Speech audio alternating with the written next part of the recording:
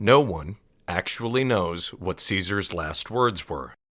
Without a doubt, Shakespeare's immortal "Et tu, Brute" is an iconic line, but it isn't actually featured in any ancient sources.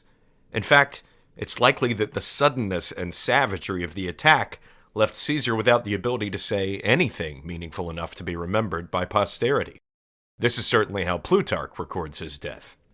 But there's another tradition reflected in Suetonius and Cassius Dio, which records Caesar uttering the Greek phrase "kai su teknon," which in English is best rendered as "you too, my child?" This has long been assumed to be directed at Marcus Junius Brutus, a key figure in the plot to assassinate Caesar, and perhaps the most notorious, but one who was so beloved by the dictator that there were even rumors in Rome that Brutus was Caesar's son. Though Caesar had conducted a decades-long affair with Brutus's mother, he was only 15 years older than Brutus, so the necessary timelines don't quite align. In truth, it's unlikely that Caesar was Brutus's father. Still, the two men were remarkably close, and Caesar certainly was a father figure to Brutus, even if he was not the man's biological father. And there's reason to believe that a young Brutus may have been craving a paternal presence in his life. His real father, a former tribune of the plebs, was executed by Pompey the Great after participating in a failed anti-Sullan uprising, when Brutus was only 8 years old. Not only did Caesar show great affection to young Brutus, he also didn't hesitate to take Brutus into the fold after Brutus had sided with Pompey, Caesar's rival and one-time friend, during the Civil War. It was a striking display of Caesar's famed capacity for clemency and generosity, qualities which had greatly endeared him to the downtrodden and poor of the moribund republic. Caesar's history as a capable and often merciless military commander, one who'd brought vast sums of wealth into Rome's coffers by his brutal conquests, coexisted in delicate balance with the personal image he'd cultivated. Caesar the merciful, Caesar the benevolent, Caesar the great forgiver. Brutus's career flourished under Caesar's guidance. Caesar even went so far as to nominate him for a potential consul for the year 41 BC. With Caesar's popular backing, election to this high office was essentially assured.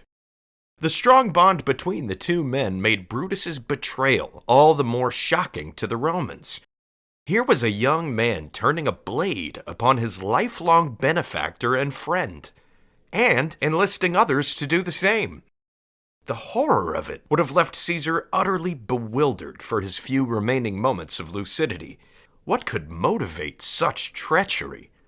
The commonly held belief is that Brutus was offended by Caesar's breaches of Republican protocol, and, despite his friendship, loyalty to the Republic trumped personal concerns. This is the surface-level reading of Brutus that survives in Shakespeare, a man torn between his personal affection for Caesar and his sacred duty as a Roman.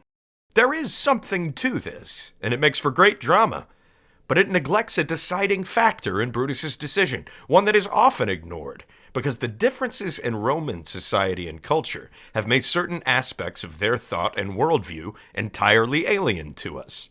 If Brutus had merely acted out of disinterested concern for Republican traditions, he would not have raised a private army of his own after the assassination, and even paid these soldiers with coins he minted himself that bore his image, a startling breach of traditional Republican practice, though both actions were in keeping with precedent set by Caesar himself. In reality, there was another, more urgent motivation behind Brutus's decision to upend the entire Roman state. Brutus became an assassin because of the importance he placed on his familial legacy, something which was of the utmost significance to the Romans, especially those, like Brutus, of the ancient aristocratic clans. It's entirely possible that Brutus felt he was ordained by fate to overthrow the tyranny of Caesar, despite his personal feelings for the man. Brutus was a proud descendant of Lucius Junius Brutus, one of the most celebrated figures in the history of Rome, and the man credited with overthrowing the Tarquin monarchy and helping to found the Republic itself. Afforded with the myth and reverence so often bestowed upon national founding figures, the first Brutus was a benchmark for proper Roman behavior, which is to say that the ideology that sprung up around him was carefully curated by the elites to propagate the status quo. Because memory of this earlier Brutus was inherently political, it should come as no surprise that graffiti throughout the city mocked the latter Brutus for his acquiescence to Caesar's reign. Gossips accused him of cowardice for supposedly turning his back on the famous oath declared by his forebear that Rome would never again have a king. Lucius Junius Brutus was not less jealous in guarding the public liberty than he had been in achieving it. His first act was to secure the people, who were now jealous of their newly recovered liberty, from being influenced by any entreaties or bribes from the king. He therefore made them take an oath that they would not suffer any man to reign in Rome. We must pause here to reflect on how the Romans' profound reverence for their ancestors would have shaped Marcus Junius Brutus's thinking. Like all aristocrats, he would have been raised from birth to think of his clan as the most distinguished in Rome, and the one whose actions had contributed the most to the greatness, wealth, and prestige of the Republic. From boyhood, he would have been regaled with tales of the heroics of past members of the Junii clan, and even, on occasion, shown their death masks. The understanding was that he must carry on their legacy and add to it with great deeds of his own. The conception of family was radically different from the nuclear family household model prevalent in the West today. The great families of Rome were large and sprawling, which is why it is more useful to think of them as clans, almost separate quasi-independent states that operated within the Roman Republic. The Latin word gens, that we translate as clan, can also be translated as nation, helping to illuminate how the great clans effectively functioned as private entities within the Republic, complete with their own assemblies, traditions, and religious rites that reflected each clan's history and ancient relationship with its unique patron deities. The family was all-encompassing in a way that we cannot quite process with our modern minds. Not only did it supersede the individual, it took on importance that rivaled and sometimes even exceeded devotion to the Republic itself. The most striking example of this occurred during the early Republic, when the Fabia gens carried out a private war with the city of Veii, using only members of its own clan and their retainers to carry out armed conflict against another city. To a Roman, there was quite simply no turning your back on your family, the dead or the living, and to be accused of such was a profound insult to any dignified citizen. We can begin to understand, then, why unflattering comparisons between Brutus and his most prominent ancestor could have been so effective at moving Brutus to action on the Ides of March. But this deep and even controlling reverence for the past is still only half the equation. Romans also firmly believed that families had certain inborn characteristics, and that the past behavior of previous members of a clan provided an excellent forecast of what could be expected from the current generation. Part of this, of course, was a self-fulfilling prophecy, as young men raised with such a high degree of respect for their ancestors, even making religious sacrifices to them as quasi-divine figures, would consciously emulate the examples of their most distinguished forebears.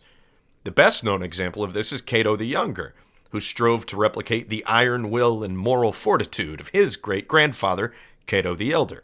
But though an inborn and preordained familial character seems preposterous on its face to us, the idea wasn't just non-controversial to the Romans. It was self-apparent, to the point that it seems to have been nearly universally accepted. Because this line of thinking was so prevalent, we see magisterial candidates without any accomplishment to stand on, touting the achievements of their ancestors, and winning on this message alone. Strange as it sounds, the Romans did legitimately seem to have believed that those from distinguished family lines would go on to serve the Republic most capably. It's easier to process why these ideas were accepted when we remember that Romans placed far less of an emphasis on living as a discrete individual, and more of an emphasis on existing to further the ambitions and aims of familial units. But we must also note that the reason this view of the family found such ready acceptance in Roman ideology was that it helped those at the top entrench their positions and guarantee success for their descendants, even if they weren't particularly talented. For a Roman nepo baby, it was a sweet deal indeed. So to some degree, we must accept that Brutus felt not only that it was his duty to rid the Republic of any potential monarch, but that it was within his inborn character to accomplish this. Feelings of personal friendship towards Caesar could hardly hold a candle to this deeper belief that if he failed to rise to the occasion and protect the Republic, he was unworthy of his name, and therefore the privileged position that it had granted him in Roman society. These concerns cut to the core of Brutus's identity. Brutus knew what was expected of him, and could not plead that he was exempt from this task simply because he bore deep affection for the one he was tasked with killing, as his quasi-mythical forebear, Lucius Junius Brutus, had overseen the execution of 2 of his wife's brothers, and even 2 of his own sons, when they conspired to restore the Tarquin monarchy to power. After the royal property had been disposed of, the traitors were sentenced and executed. Their punishment created a great sensation, owing to the fact that the consular office imposed upon the father the duty of inflicting punishment on his own children. He, who ought not to have witnessed it, was destined to be the one to see it duly carried out. Youths belonging to the noblest families were standing, tied to the post, but all eyes were turned to the consul's children. The others were unnoticed. Men did not grieve more for their punishment than for their crime which had incurred it.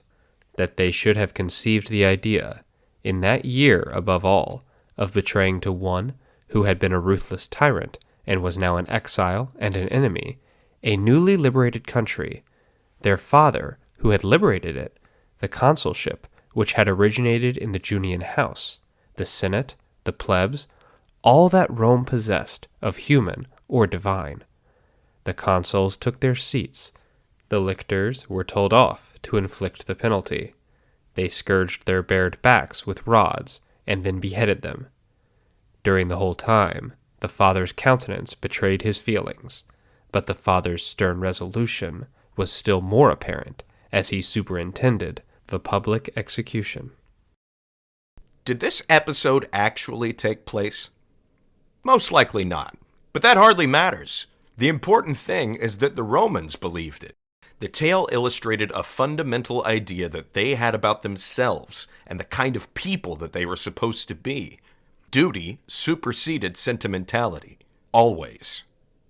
Brutus would have known that as a scion of such a noble house, he was expected to kill anyone who aspired to monarchy, even those who were dearest to him.